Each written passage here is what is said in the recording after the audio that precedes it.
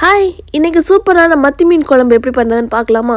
கடுகு ஜீரகம் 1/2 ஸ்பூன், வெந்தயம் 1/4 ஸ்பூன், கொஞ்சம் கருவேப்பிலை, நல்லெண்ணெய், 20லேருந்து 25 சின்ன வெங்காயம், 8லேருந்து 9 பூண்டு, 2 பச்சை மிளகா, மசாலாவுக்கு 1 ஸ்பூன் மிளகாத்தூள், 2 ஸ்பூன் மல்லித்தூள், 1/2 ஸ்பூன் ஜீரகத்தூள், அப்புறம் 1/2 மூடி தேங்காவை துருவி தேங்காய் பால் வடிகட்டி வச்சுருக்கேன்.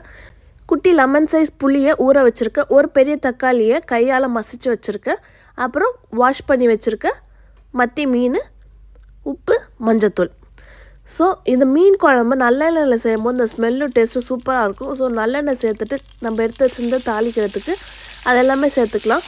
ஒன்ஸ் பொரிஞ்சோன்னே கருவேப்பிலையை சேர்த்துட்டு சின்ன வெங்காயம் ஆட் பண்ணிக்கலாம். மீன் குழம்புக்கு சின்ன வெங்காயம் சூப்பராக இருக்கும். உங்கள்கிட்ட சின்ன வெங்காயம் இல்லைன்னா பெரிய வெங்காயம் கூட ஆட் பண்ணிக்கோங்க. வெங்காயம் வதங்கினோடனே பூண்டு சேர்த்துக்கலாம். பூண்டையும் சேர்த்துட்டு இதை நல்லா வதக்கிட்டு நம்ம ஆல்ரெடி கையால் மசிச்சு வச்சுருந்த ஒரு தக்காளி அதே ஆட் பண்ணிக்கலாம்.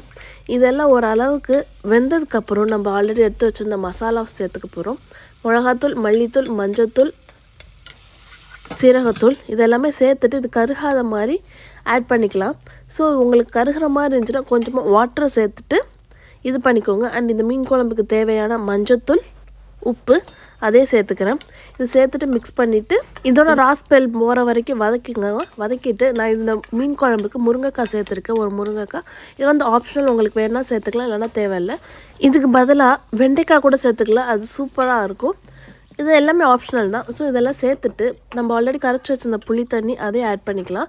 இதோட ராஸ்மெல் போகிற வரைக்கும் நல்லா கொதிக்கட்டும். இந்த ஸ்மெல்லுக்காக நான் கொஞ்சம் கருவேப்பிலை சேர்த்துருக்கேன்.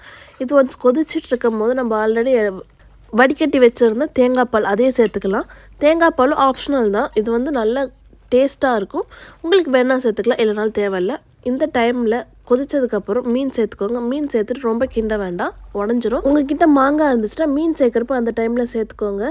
அண்ட் இதை சர்வ் பண்ணும் போது லாஸ்ட்டாக கொத்தமல்லி, கருவேப்பிலை போட்டு சர்வ் பண்ணிங்கன்னா சூப்பராக இருக்கும். ட்ரை பண்ணி பார்த்துட்டு எப்படி இருந்துச்சுன்னு சொல்லுங்கள். பாய்.